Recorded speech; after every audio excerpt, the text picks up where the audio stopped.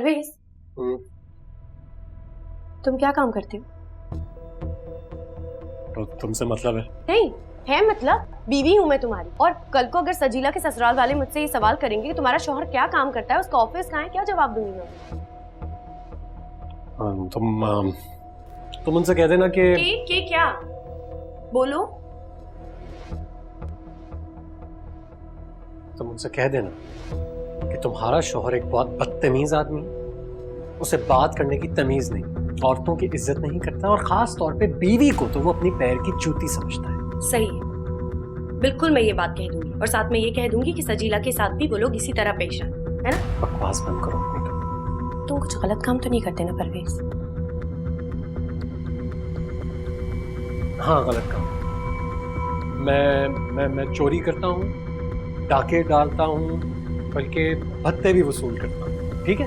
इनमें से कोई भी बात मैंने नहीं कही, ये तुम खुद कह रहे हो। कहते हैं ना, चोर की दाढ़ी में जब तिनका होता है तो वो शोर करता है, तुम वही कर रहे हो। तुम जो कुछ भी करना चाह रही हो ना, वो सब मुझे समझ आ रहा है। तुम इन सारी बातों को बीच में लाकर मुझसे जान छुड़ाना चाह रही हो, यहाँ से जाना चाह रही हो, लेकिन एक बात याद रखो, तुम यहाँ से कहीं नहीं जा सकती हो कभी भी। परवेज, मैं सिर्फ जानना चाहती हूँ तुम क्या काम करते हो, मुझे कहीं जाना भी नहीं है। तुम जा भी नहीं सकती हो, क्योंकि तुम्हारा वो जो आशिक है वो तो शादी करने लगा है। अब जब वो शादी कर रहा है तो तुमने कहाँ जाना? तुम्हें बताना नहीं है ना क्या करते हो, इसलिए फालतू बातें कर रहे हो।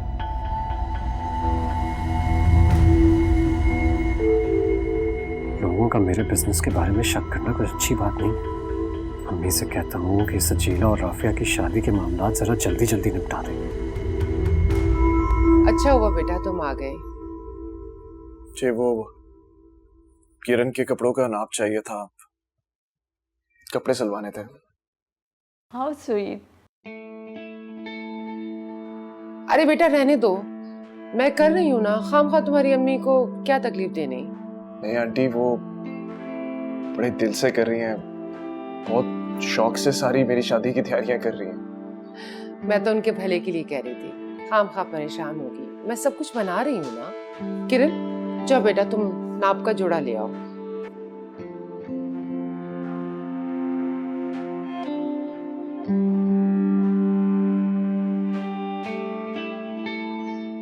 देखो बेटा, मुझे तुमसे एक जरूरी बात करनी थी।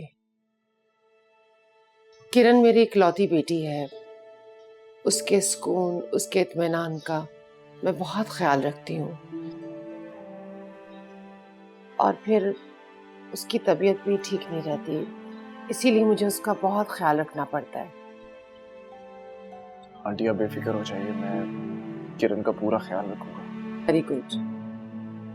हाशिम, मैं चाहती हूँ कि तुम मेरा बिजनेस ज्वाइन कर लो, इस तरह मुझे भी हेल्प हो जाएगी और तुम्हें फाइनेंशियली कोई प्रॉब्लम भी नहीं होगी।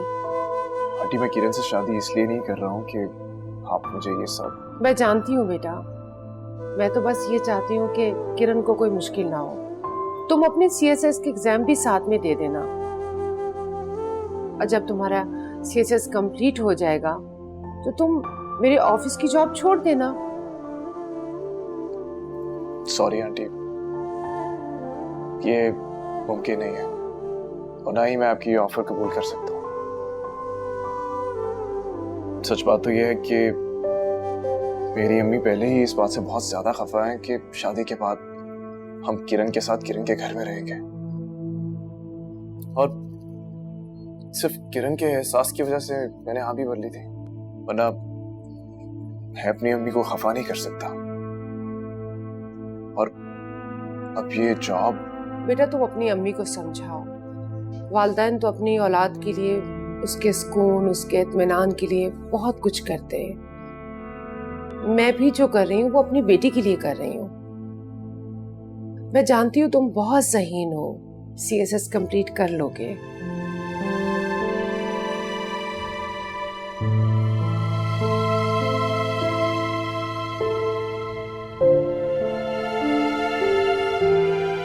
मम्मी, आप हाशिम को क्यों मजबूर कर रही? हाशिम को वही करने दें जो इसे अच्छा लगता है। तुम क्या चाहती हो किरण? मैं ऐसा करते हैं, एक बात तुम मेरी मम्मी की मान लो और एक मैं तुम्हारी मम्मी की मान लेती हूँ। क्या मतलब? मतलब ये कि तुम मम्मी की ऑफर एक्सेप्ट कर लो, इसलिए नहीं कि तुम्हें जॉब मिल जाए, बल्कि इसलिए कि मम्मी को अच्छी सपोर्ट मिल जाएगी। और मैं आंटी की बात मान लेती हूँ, शादी के बाद ससुराल शिफ्ट हो जाऊंगी। ठीक है?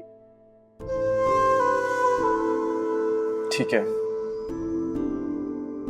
अच्छा ये लो ना, कपड़े अच्छे पहनने चाहिए। अच्छा चलो चाय तो लो।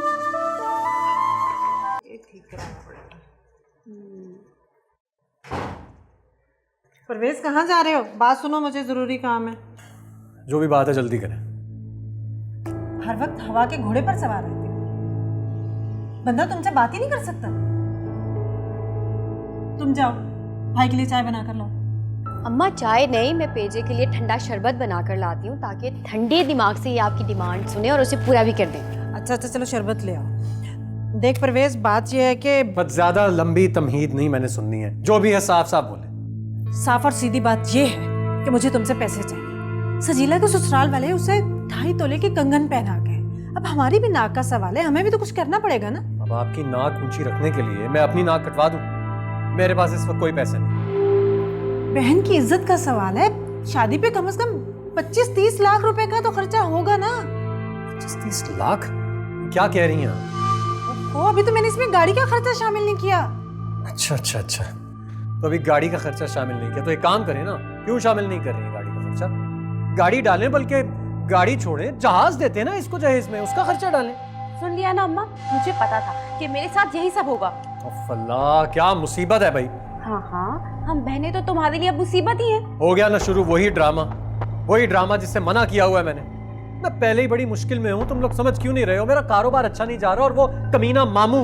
क्या हो गया तुम्हें? मामू है तुम्हारा, कैसे बोल रहे हो? मामू था वो मेरा, अभी फिलहाल वो कमीना मेरा बॉस है बस। भाड़ में जाओ तुम दोनों, जो दिल में आता करो, लेकिन मुझे तो पैसे दो ना, मैं कम से कम जेवर तो बनवाओ।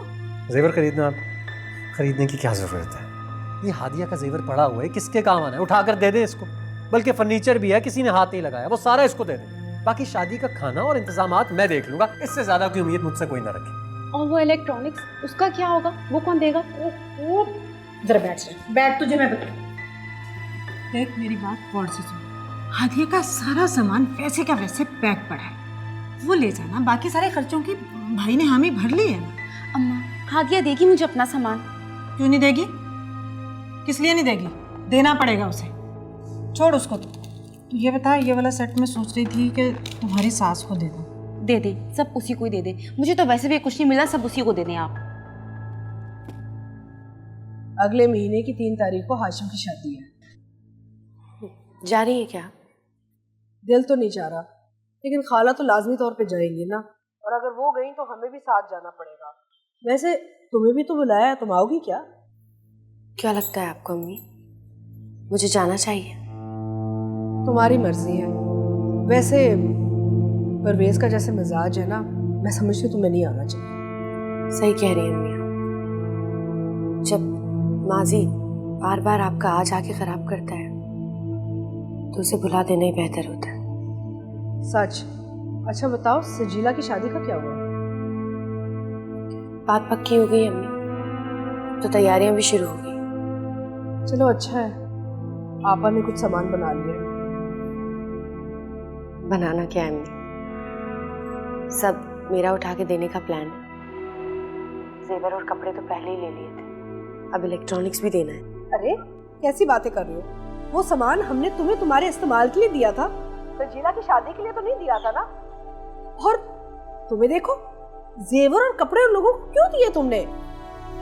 दे दिए अम्मी, शादी की पहली रात को ही परवेज ने मेरे जेवर और कपड़े ले लिए थे। चलो अब जो गया सो गया ना, अब और कुछ उन पे लुटाने की कोई जरूरत नहीं है तुम्हें। जिंदगी तो लुट चुकी है अम्मी, अब चीजों की क्या औकात। बेटा सुनो, अब मैं कह रही हूँ ना, और अम्मी बाद में बात करते हैं। खुदा हाफिज।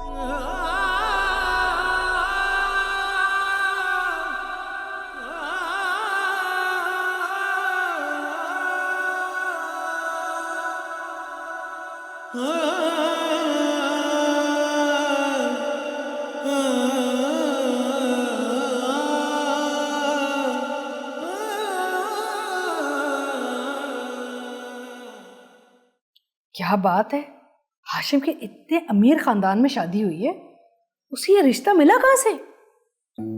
दुल्हन के अब्बा हबीब भाई के दोस्त थे, किसी जमाने में बाहर चले गए थे।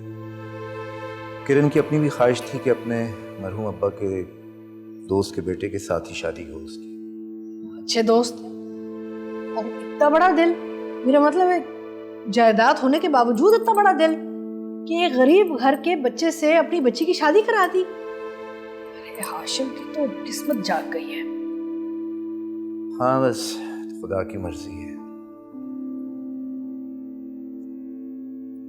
आदिया,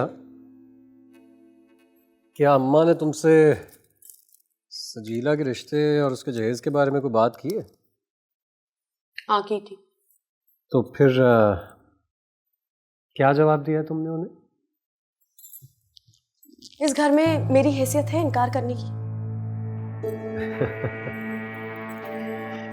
भूल रही हो शायद तुम। ना कहने की हैसियत उसकी होती है जिसकी इंसान होने की कोई हैसियत है। हाँ तो ठीक है ना, फिर सही है। जिस तरह से तुमने रात को मुझसे मेरे जेवर और कपड़े ले लिए थे शादी की पहली रात को, उसी तरह से मेरा जहेज भी ले लो, मुझे कोई फर्क नहीं पड़ता। जबरदस्त, तो बहुत स्मार्ट हो गई हो है? अच्छा फैसला किया तुमने। जिसका शौहर बेगैरत हो उसकी बीवी को अक्लमंद होना पड़ता है। क्या बोला तुमने? किसी तो प्यार से बात करनी ही नहीं चाहिए। एक दफा आराम से क्या बात कर ली, सर चढ़कर बोलने लगी। हाँ तो मत करो नरमी से बात। किसने कहा नरमी से बात करने को? तुमने कभी कभी मेरा दिल करता है कि तुम्हें इतना मारूं कि तुम्हें सबक याद आ जाए अपने शौहर से बात कैसे करनी है। लेकिन फिर सोचता हूं कि मैंने कभी तुमसे बहुत टूट के मोहब्बत की थी। जब इज्जत नहीं कर सकते तो फिर काय कर रहे हैं? तुम्हें आखिर आज हुआ क्या है? क्यों मुंह से अंगारे निकाल रही हो यूं? अच्छा, अब याद आया। हमारे आशिक की शादी है आज, उसी का मातम मना रही हो। कोई बात नहीं, एक काम करते हैं ना, शाम में उसकी शादी पर चलते हैं, तुम खुद ही ठंडी पड़ जाओगी। मैंने कहा ना अभी, जिसका शौहर बेगैरत हो उसकी बीवी को अकल से काम लेना पड़ता है। मैं नहीं जाऊंगी, तुम्हें जाना है तुम जाओ शौक से। जाओगे तो तुम जरूर। नहीं जाऊंगी।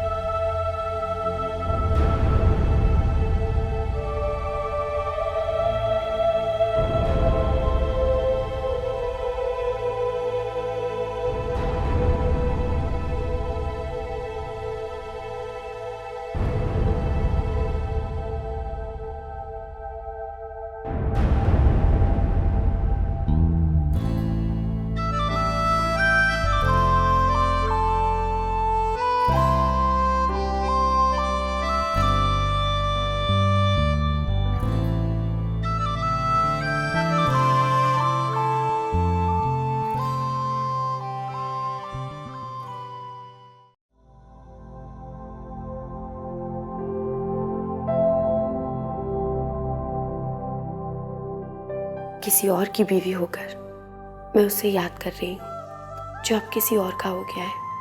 काश मोहब्बत के मरने के साथ साथ यादें भी मर जाया करती तो इंसान कितना खुश हो जाता। काश परवेज तुमने मुझसे मोहब्बत की होती तो आज ये आंसू हाशिम की शादी के गम में नहीं बल्कि उसकी शादी की खुशी में आंखों में आते।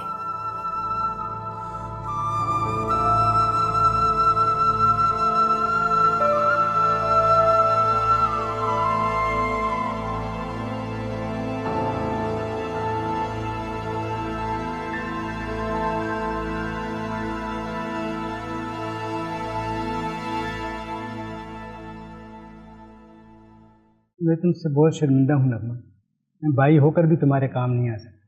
मैं तो इतना बदनसीब हूँ कि अपनी बहनोई को कंधा तक न दे सका। काश उन दिनों हम पाकिस्तान में हों। बस सब नसीबों की खेल है भाईजान। उधर आप लोग उम्रा अदा करने के लिए निकले और इधर हबीब हाथों से निकल गए। बस ऐसे ही सब कुछ लिखा हुआ था। छोड़ें, अब बीती बातें रहने दें। देखो, अब हम भी अपना फ़र्ज़ अदा कर चुके हैं और तुम भी अपने फ़र्ज़ से फारिग हो गई हो, तो क्यों ना हमारे साथ हैदराबाद चलो। कितना अरसा गुजर गया, तुम अपने मैके नहीं आई। ज़िंदगी के झमेलों में इतनी फुर्सत ही नहीं मिली कि बंदा कहीं आने जाने का सोचे। हबीब के बाद तो ऐसे लग रहा है जैसे ज़िंदगी रुक सी गई है भाई। समझ ही नहीं आता क्या करूं। मैं बहुत अकेली हो गई। ऐसी बातें क्यों कर रही हो? तुम्हारा भाई अभी जिंदा है, भाभी हैं, हम तुम्हारा मैका हैं। तुम आओ तो सही। अल्लाह मेरे भाई भाभी को सलामत रखे। लाज़मी आऊँ, बस ज़रा किरण इस घर में सेट हो जाए। वैसे हैरत की बात है, ये बड़े घर की लड़की है, कोई नखरा नहीं, कोई चालाकी नहीं। बस भाभी, अल्लाह ने मुझ गरीब पर रहम खाकर अच्छे ख़ानदान से मिला दिया। वैसे नगमा, ऐसा कम ही होता है। लोग तो अपने जैसा ख़ानदान तलाश करते हैं, अपने से कम में कहाँ कोई जाता है। और कहीं ऐसा तो नहीं कि इन लोगों ने तुमसे कुछ छुपाया हो। मेरा मतलब है कि तुमने अच्छी तरह छानबीन तो की थी ना? हाँ हाँ भाभी, बताया ना कि हबीब के दोस्त थे किरण के अब्बू। अरे तुम क्या तफ्तीश करने बैठ गई? जाओ चाय बना के लाओ। हाँ। नहीं, मैं बनाती हूँ भाईजान।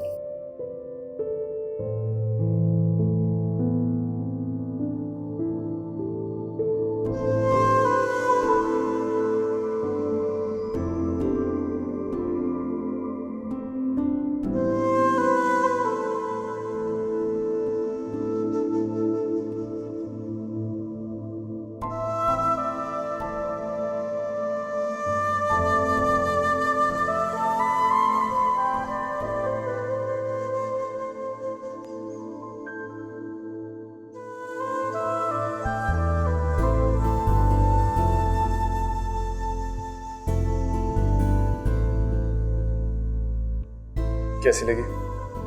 बहुत अच्छी। इतनी अच्छी तो नहीं है जितनी तुम डिजर्व करती हो, लेकिन जितनी मेरी हैसियत थी उसमें यही आई। लेकिन किरण, इसमें मेरा पूरा खुलूस शामिल है। मुझे तुम्हारे खुलूस का अंदाज़ा है, तुम्हें बताने की ज़रूरत है।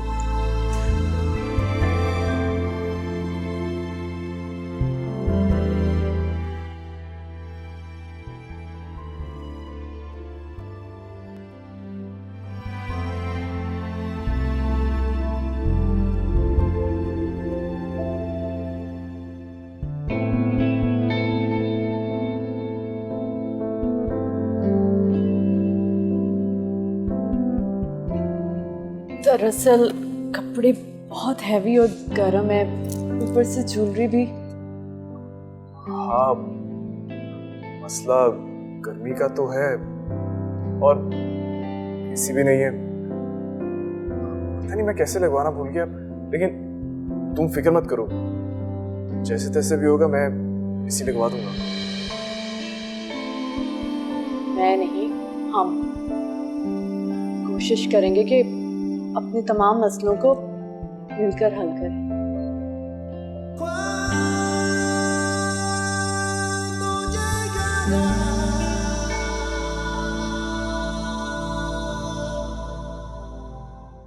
बस मामू, बस कह रहा हूं ना, मैंने अपना काम ईमानदारी से किया था। माल, बंदा, टाइम सब तय किया हुआ था। अब अगर वो वहां जाकर बेईमान हो गया तो इसमें मेरा क्या कसूर है? हाँ ठीक है, लेकिन अब धमकी नहीं चलेगी। क्या आप अच्छी तरह जानते हो मामू, परवेज को आपसे ज्यादा बड़ी धमकी लगानी आती है।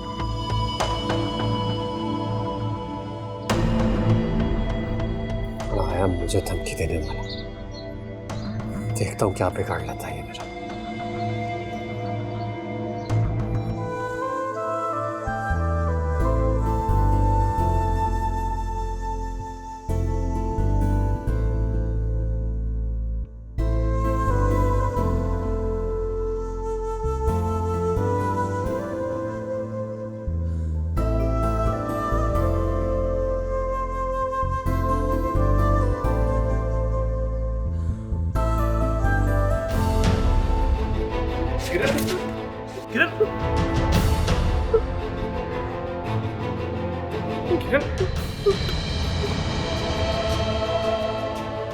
किरण, किरण,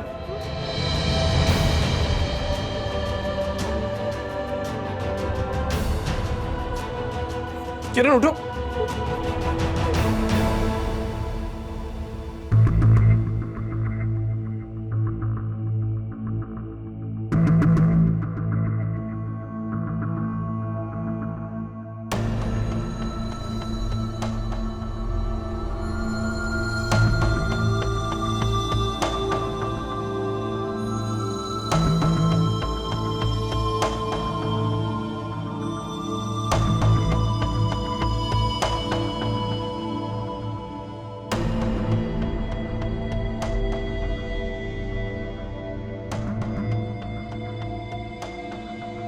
कैसी तबीयत है अब किरण की? बेहतर है, सो रही अंदर। वो मैंने उसकी अम्मी को कॉल की थी, दवाई उसके पर्स में ही थी, मैंने खिला दी। बैठो।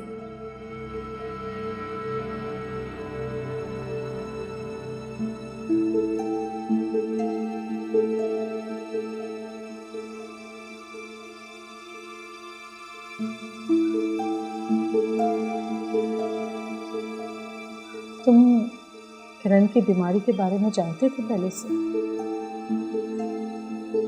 जी इसलिए तुमने? नहीं अम्मी, इसलिए नहीं। मुझे वाकई किरण का ख्याल है, शायद मैं उससे मोहब्बत करने लगा। हाशिम, तुम उम्र के जिस हिस्से में हो ना, उसमें किसी बीमार से हमदर्दी तो हो सकती है,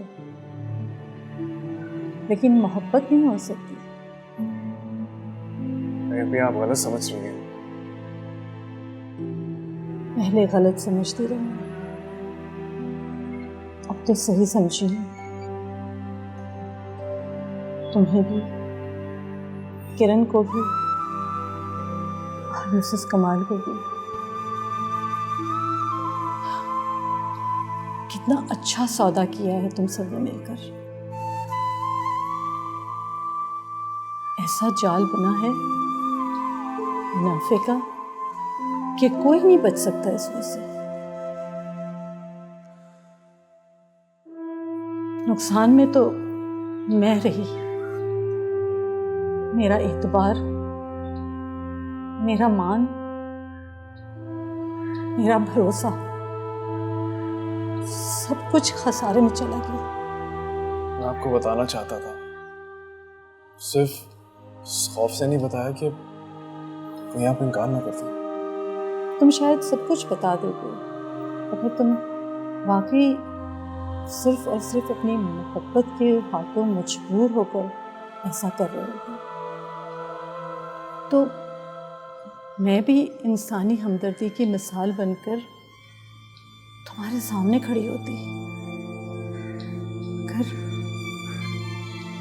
मगर ऐसा कुछ नहीं था। हाशिम, तुम जानते हो, एक माँ के लिए बहू लाना क्या मायने रखती है। वो सिर्फ एक अजनबी लड़की को अपने बेटे की मोहब्बत में शराकतदार नहीं बनाती, बल्कि एक नस्ल की जिम्मेदारी सौंपती है। अपने खानदान का अक्स ढूंढ कर लाती है। कि तुमने तो सब कुछ खत्म कर दिया, मेरे सारे ख्वाब तोड़ दिए। कौन सी नस्ल, कौन सा खानदान एक मिर्गी के मर्ज में मुब्तला लड़की किसी खानदान की बुनियाद क्या डालेगी। ये आप ऐसे कह रही हैं, किरण ठीक हो जाएगी? काश वो ठीक हो सकती, लेकिन तुम्हारे अंदर जो दौलत की लालच का हवस मर्ज बनकर पैदा हो गया है, इसे कौन ठीक करेगा। किरण से ज्यादा मुझे अब तुम्हारी बीमारी की फिक्र है।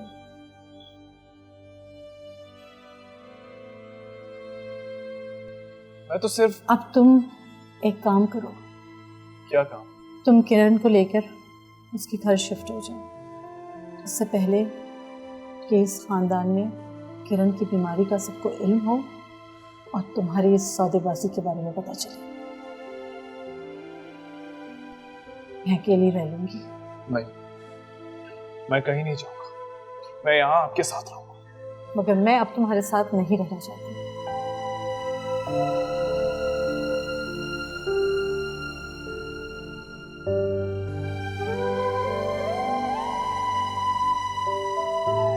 क्या हो गया है यार? रुक क्यों गई? बस खा लिया। ऐसे कैसे चलेगा? फिनिश करो इसे। अगर तुम फिनिश नहीं करोगी ना तो मैं आंटी को फोन करके तुम्हारी कंप्लेन कर दूंगा कि तुम मेरी बात नहीं मान रही। हाशिम प्लीज, मेरा दिल नहीं चाह रहा। ये सब भी अभी होना था। किरण क्या हो गया तुम्हें? बीमारी बताकर थोड़ी आती है। बताकर नहीं आती, मगर कभी ना कभी चली तो जाती। ये कैसी बीमारी है जो जाने का नाम ही नहीं ले रही? क्या होता अगर चंद दिन ये बीमारी मेरा पीछा छोड़ देती? कम से कम मैं अपने हिस्से की खुशियां तो समेट लेती। तुम्हारी अम्मी वो क्या सोच रही होंगी? कुछ नहीं सोच रही होंगी। तुम प्लीज परेशान होना छोड़ो, मैं हूं ना। मुझे लग रहा है कि एकदम से माहौल चेंज हुआ है ना, तो शायद इसीलिए ये सब हुआ। शुक्र है मेहमान चले गए थे, वरना मेरा तमाशा ही बन जाता। कोई तमाशा नहीं बनता। तुम प्लीज ये ज्यादा सोचना बंद करो और खाना खाओ। चलो ना, शाबाश।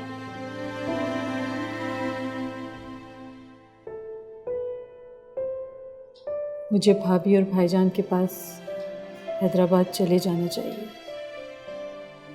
ऐसा ना हो कि किरण की बीमारी की खबर रिश्तेदारों में फैल जाए।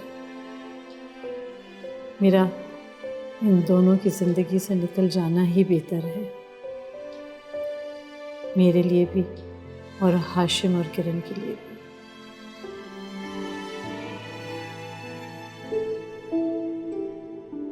अब कैसी तबीयत है किरण तुम्हारी?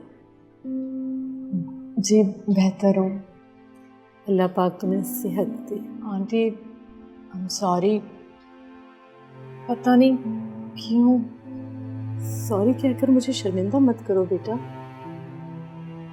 तकलीफ, मुश्किलात, बीमारी सब अल्लाह की तरफ से आती है और इंसान कुछ नहीं कर सकता सिवाय इसके कि वो हौसले और हिम्मत से उसे बर्दाश्त करे। मेरी एक बात मानोगी? जी कहिए। एक दो दिन में तुम और हाशिम अपने नए घर में शिफ्ट हो जाओ। हम दोनों और आप? मैं तुम दोनों के साथ नहीं जाऊंगी। मगर आंटी हम आपको साथ ले जाना चाहते हैं, आप यहाँ अकेले कैसे रहेंगी? देखो बेटा, एक ना एक दिन तो मुझे चले ही जाना है। सदा तो कोई भी साथ नहीं रहता ना। अच्छा है हम खुश दिली से एक दूसरे को खुदा हाफिज कह दें। मगर आंटी देखो, तुम्हारे बाद तुम्हारी अम्मी भी तो तन्हा हो गई है ना। एक ना एक दिन तो मुझे जाना है। मुझे एहसास हो गया है कि तुम्हारा यहाँ रहना ठीक नहीं है तुम्हारी सेहत के लिए। और आप? मैं भाई और भाभी के साथ हैदराबाद जाने का सोच रही हूँ।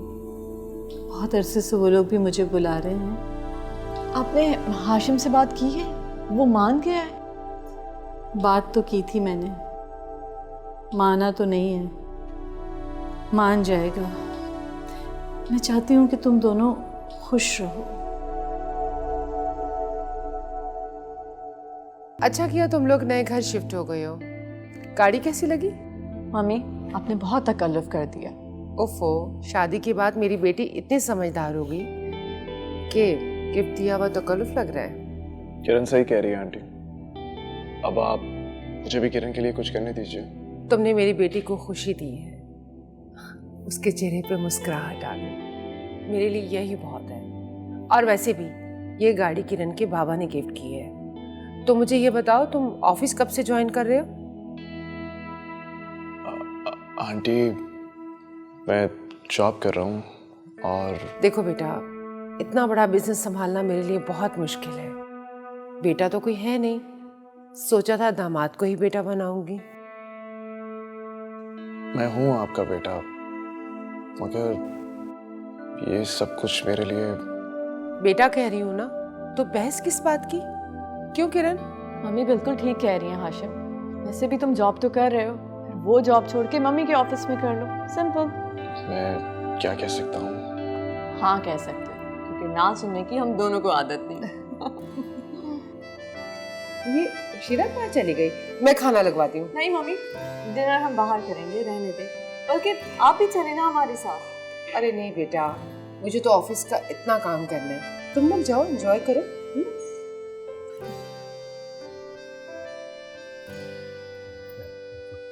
कोई ना कोई काम, कोई ना कोई कसूरी डाले रहते हैं। ओए, तुम क्यों सोई पड़ी हो? उठो, आओ मेरे साथ चलना है। कहाँ? यार वो अदील नहीं है, उसके लिए कुछ शॉपिंग करनी है, शादी की, जूते कपड़े वगैरह। जिस तरह मेरा जहेज उठा के दे दिया है, उसी तरह अपने जूते कपड़े दे दो। खर्चा करने की क्या जरूरत? ओए, बात सुनो मेरी, तुम्हारी कोई औकात नहीं है। तो तुम्हारा सामान तो वैसे भी फेंकना ही पड़ना था। फेंकने से बेहतर है कि मैं उसको सजीला को दे दूं। जब तुम्हें मुझसे इतनी नफरत है तो क्यों साथ में ले जाना है मुझे? यही मैं किसी और तरीके से उठाऊं। नहीं जाना मुझे, छोड़ो। कोई शौक नहीं है तुम्हें अपने साथ ले जाने का। अम्मा कह रही है कि बीवी साथ जाए ना तो खानदान पर शराफत की मोहर लग जाती है।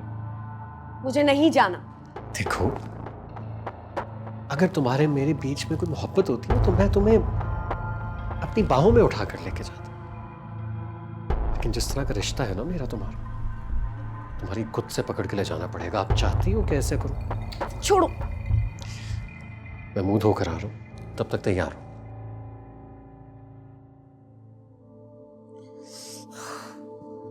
अजीब सरदर्द है ये आदमी।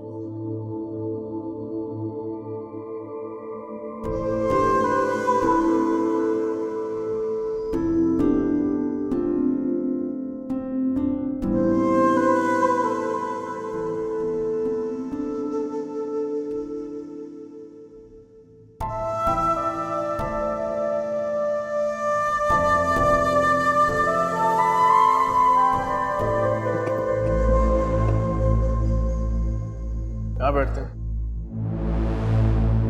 Thank you.